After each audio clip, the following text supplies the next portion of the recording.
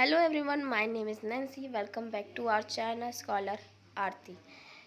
हम आ चुके हैं नई वीडियो लेकर जो हिस्ट्री ऑफ इंडिया पे है। 1550 सेंचुरी से लेकर 1700 सेंचुरी तक 4 semester BA programme SOL as well regular.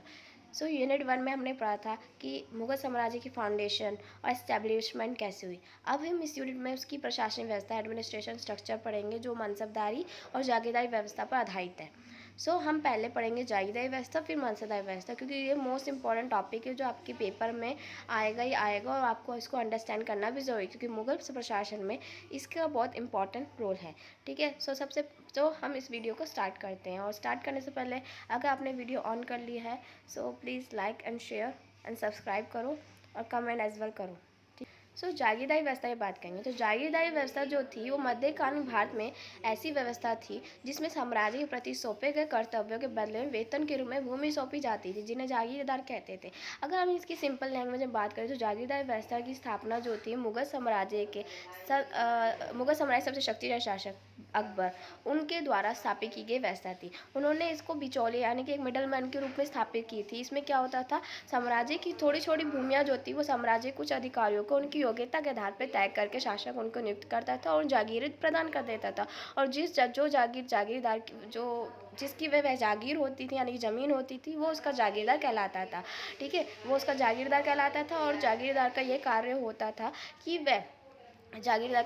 था कि वो अपने जागीर के नियंत्रण में जितने भी कृषक आते हैं, जितने भी अन्य व्यक्ति आते हैं, उनसे सीधा संबंध बनाकर लगान कर वसूलना होता था, यानी कि कर लेना था, जिससे साम्राज्य को अपना केंद्रीय राजकोष प्राप्त हो सके। इसलिए उन्होंने किया। ठीक है, और इसे ही जागीरदारी व्यवस्था कहते हैं।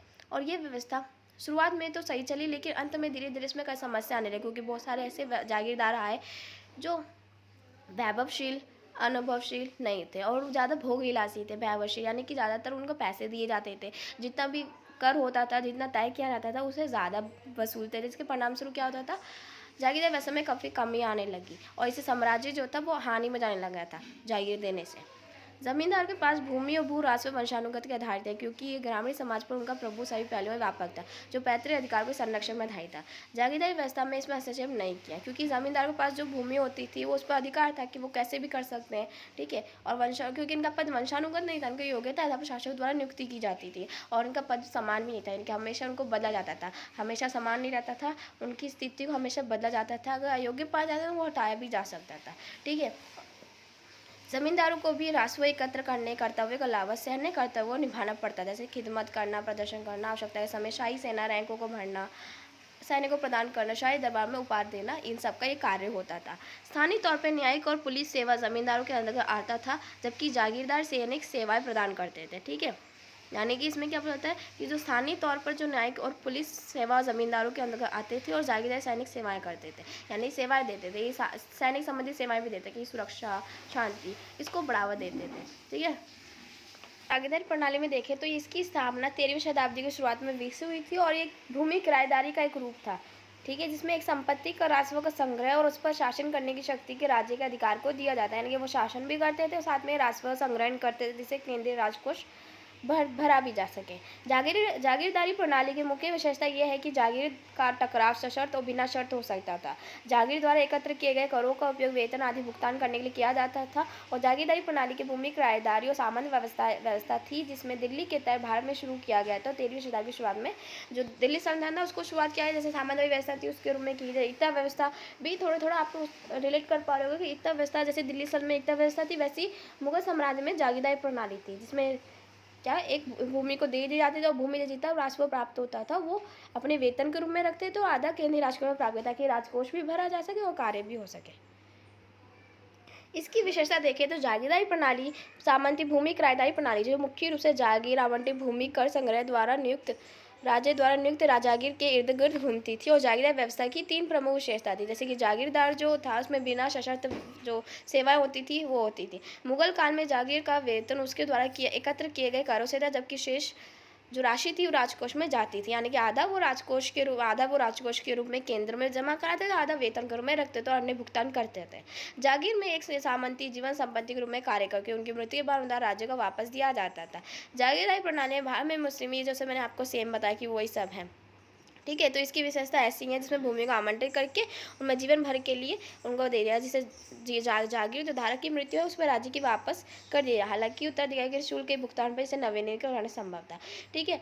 ये व्यवस्था शुरुआत में चलती, लेकिन इसमें काफ़ी कमियां आने लगी। जो कमियां बताऊं तो देखो, तो बहुत सारे ऐसे शासक थे जो इसकी ये विशेषता तो है कि हाँ, ये सही से संचालित उसे राजस्व प्राप्त होता, बिना सशर्त थी, टकराव नहीं होता था।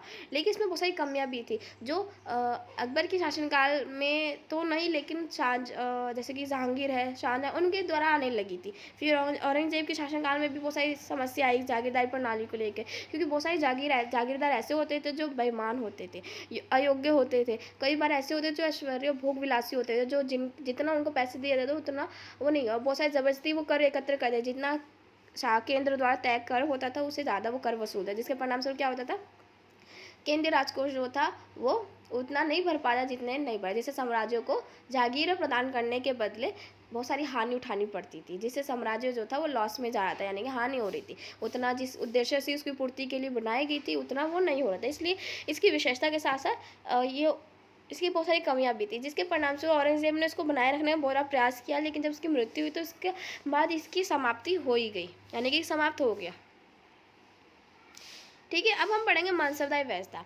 मनसबदारी प्रणाली जो थी, ये व्यवस्था जी जो दो तरह का कार्य करती थी। एक तो प्रशासनिक व्यवस्था भी थी, साथ में एक सैन्य व्यवस्था भी थी, जो मुगल शासकों ने मंगोल के दशरन प्रणाली से ली थी। इस व्यवस्था ये व्यवस्था का जो अर्थ है, ये अरबी शब्द है जिसका अर्थ है श्रेणी और पद। मनसबदार में दो पद होते थे, एक जात का होता था, एक सवार का होता था। सवार जो होता था उसका अर्थ घुड़सवारों से है, जितने भी सवार हैं वो सब, और जात का होता था ऐसा व्यक्ति जो जिसे किसी एक पद को दिया जाता था वह। मनसबदार का पद बिना सवार के हो सकता है, लेकिन बिना जात का नहीं। वहाँ पे जात का पद काफ़ी महत्वपूर्ण होता था सवारों से। ठीक है। ठीक है। या तो उनका बराबर हो सकता है, जात के अनुसार सवार की संख्या में समान हो सकती है, या फिर उससे कम है, लेकिन जात की संख्या उससे दुगुनी और तिगुनी ही रहती थी। मनसबदारी व्यवस्था जो थी इसको बनाए रखने की मनसबदारी व्यवस्था क्या नाम है, मुगल साम्राज्य की सबसे शक्तिशाली व्यवस्था थी। ठीक है। क्योंकि एक ऐसी व्यवस्था थी इसमें सैनिक प्रशासन भी था और प्रशासनिक व्यवस्था को नियुक्त किए जाते हैं।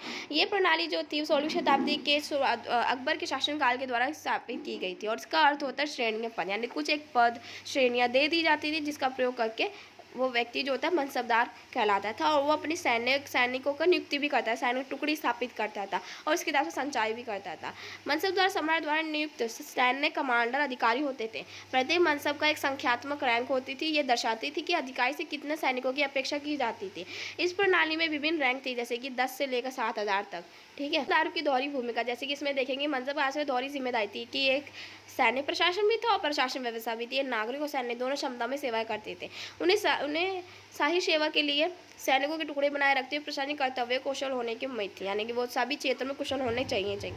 इनको वेतन जो था नकद वेतन शासकों द्वारा दिया जाता है, क्योंकि शासक द्वारा इनकी योग्यता के आधार पर नियुक्ति की जाती थी, क्योंकि उनका पदवी वंशानुगत नहीं था। अगर ये अयोग्य होते तो शासक द्वारा उनको हटाया भी जा सकता था। जात व्यक्तिगत वेतन होता था और सवार घुड़सवार सेना बनाए रखने के लिए कहा जाता था। सम्राट मनसबदार को उनके सैन्य खर्चों का समर्थन करने के राजस्व असाइनमेंट प्रदान करता है, जिसे जागीर के नाम से जाना जाता था। पदोन्नति सैन्य सेवा में वफादारी, योग्यता, उपलब्धि पर आधारित था। प्रदर्शन या शाही निर्णयों के आधार पर रैंक में कटौती भी यानी कि रैंक को कम भी किया जाता था, ऊंचा भी किया जाता था, ऐसे हो सकता था। तो ये सब चीज़ें हैं।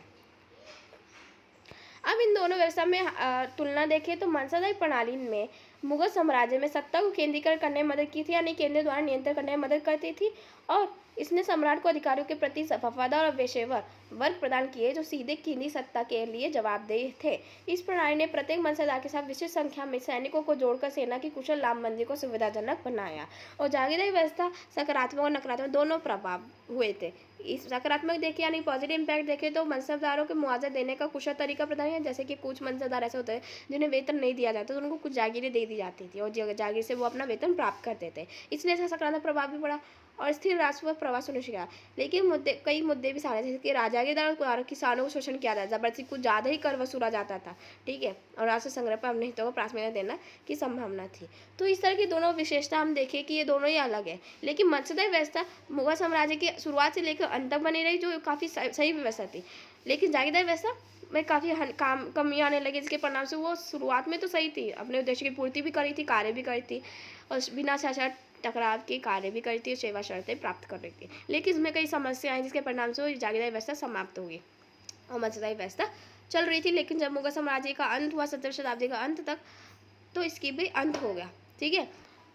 मंसदारी व्यवस्था की एक और बात है, जैसे कि मंसदारी व्यवस्था में प्रत्येक ये इनकी नियुक्ति शासकों द्वारा की जाती थी और मंसदार में ऊंचे ऊंचे पद प्रत्येक वर्ग जातियों के लिए खुले हुए थे, जिससे क्या हुआ, ये पद बढ़ जाता था। और प्रशासनिक कार्यों को थोड़े इन अधिकारियों को शासक द्वारा प्रशासनिक कार्यों को कुछ अधिकारियों को देने के बजाय शासक जो होता था उन कार्यों से छूट जाता था, जिसके परिणामस्वरूप क्या होता था, शासक उन क्षेत्र में निगरानी कर पाता जो क्षेत्र उसे सुदृढ़ करना, जिसके साम्राज्य को सुदृढ़ करना, विकसित करना, विस्तारित करने पर ध्यान दे पा रहे। इससे क्या होगा, प्रशासन भी कार्य अच्छे चलता था और कार्य भी होता था। तो ये मंसदारी व्यवस्था थी जो चल रही थी। और मंसदारी व्यवस्था में भी काफ़ी कमियां थी, जैसे कि ये दोनों तरह का प्रशासन व्यवस्था, एक सैन्य भी था, मैंने आपको बताया था ना कि सैन्य प्रशासन भी था, साथ में प्रशासनिक व्यवस्था है, जिसकी वजह से बहुत सारे अधिकारी जो होते थे ना वो सैन्य में मजबूत होता है, यानी निपुण हो पाते थे, अच्छे से कुशल नहीं हो पाते, ना ही उनमें, जिसकी वजह से अयोग्य हो जाते थे। और बहुत सारे ऐसे होते थे, जब भी कुछ परीक्षण किया जाता था या फिर निरीक्षण करने आते थे कुछ अधिकारी मनसबदारों का, तो वो भाड़े पर टट्टू जैसे नहीं होते, कुछ सैनिकों ले लेते, लेकिन अति ज़्यादा सैनिकों नहीं लेते थे, पैसे को बचाना है, क्योंकि भोग विलासी शासक थे, इसलिए वो जितने भी अधिकारी होते थे वो कुछ समय के लिए ले लेते थे, जैसे हो जाता था वो छोड़ देते, जिसकी वजह से सैनिक व्यवस्था जो होती वो मजबूत होते हुए भी होना चाहिए। तो ये दो व्यवस्था जो बहुत दोनों ही सही भी थे, दोनों का सकारात्मक प्रभाव भी था और दोनों का नकारात्मक प्रभाव भी रहा था। इस प्रकार ये व्यवस्था चली थी, प्रशासनिक व्यवस्था के अंदर। वीडियो एंड होगी, कैसा लगा आपको कमेंट करना, and thanks to watching, do like, share and also don't forget to subscribe for more videos। and ये यूनिट आपकी 1 कंप्लीट हुई। Hope you will understand this concept very well. और अगर आपको कुछ भी क्वेश्चन हो related to this topic, you can ask me in the comment section, I will give your all answer.